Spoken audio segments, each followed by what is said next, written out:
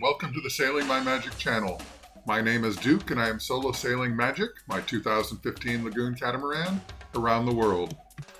While I was in Fiji, I decided that I would visit the Sleeping Giant and Orchid Gardens. They're quite well known in the area, have a great reputation. I called up my favorite taxi driver, Bobby, and have him start driving me in that direction. So we get off the regular street and go down this dirt road for a while, and there's the sign for the Sleeping Giant. It had rained pretty hard the night before, so there were some big puddles and some mud around. But we're still driving along this dirt road, and it turns out we were going to be driving on that dirt road for quite a while. I thought once we saw the sign we would be almost there, but no, we're going to be driving for several miles. And I felt really bad that Bobby's car, which he usually keeps in pristine condition, was getting all covered in mud and everything. But the shrubbery and trees and everything, the greenery along the way was really beautiful. It's all lush. Fiji doesn't get tons of rain this time of year, but it's enough to keep everything green and growing, and it's got some very nice jungles and woods there. And then finally, as we're going along, start to see something ahead, and it's a little tiny parking lot in front of the entrance here. So just as you go through the entrance, there's a nice little garden areas off to the right, and chairs and tables are there if you want to sit down and have something cool to drink. Sorry about the strobing lights, that's from fluorescence usually do that. Line up the camera. They got some great outdoor eating areas also, and different little gardens right around that main entrance building. So we stopped and had a drink coming out of there to refresh ourselves, and they have all these lovely potted orchids. Now, the funny thing about orchids is that you need a lot of moisture to grow them. See, there's an orchid. They're actually a parasitic plant. They grow on other plants. They had lots of other flowers and things here too. I wish I was more of a horticulturist. I could tell you more of what the flowers were, but I can't. I just know that I liked them a lot. And they keep up the gardens very well. They have them very organized in different areas, different types grown together. And I'm really amazed with the riot of colors that these have. Now down at the bottom there, you see plumeria. They're actually growing in a gully. They were huge. I've often seen those in Hawaii and places like that. But these are the biggest I've ever seen. And still have these other potted plants around. You have the little lines there to keep birds from going in there.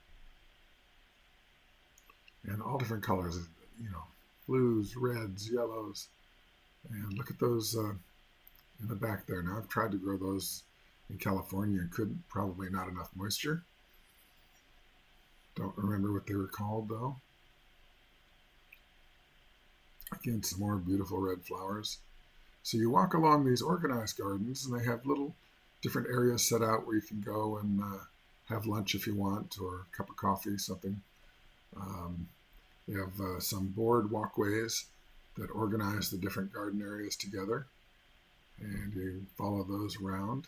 Makes a very pleasant stroll. The canopy from the jungle keeps it cooler there, and they have these lily ponds arranged there. I like that, the way that lily ponds, now there's more than one kind of lilies for lily ponds. There's some that have great big leaves. These have the smaller leaves, but they did have some beautiful flowers in them. And here you can see some of the flowers. Just picturesque. It's kind of like a French Impressionist painting in my mind. And since I paint, that is something that I might do. See all sorts of different things there. Now, these were 3 dolls holding the trees. I didn't know what the significance of. I didn't see any signs when I was here at all. Now that reminds me of elephant ear, but it's really different. I mean, I've never seen an elephant ear with those kind of veins on it. Then you go a little beyond the well-organized paths, and you start getting it out into the jungle itself.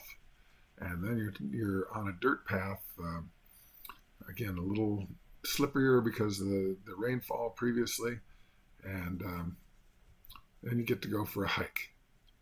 And some of the stuff is steep. It's not going to be wheelchair friendly, um, but it is an interesting hike.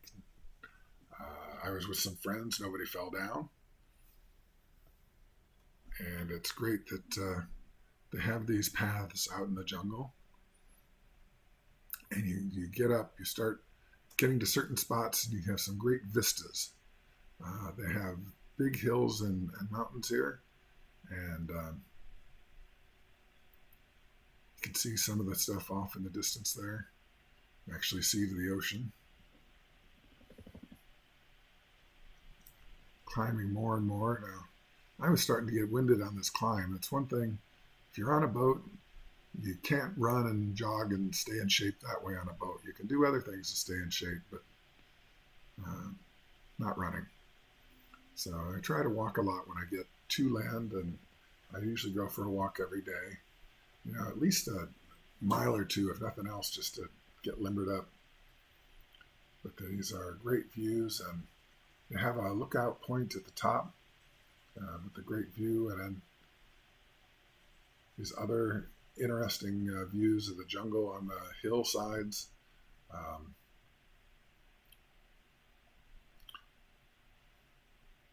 Then heading back, found more flowers and things on the way back that I didn't see, probably just from a different angle.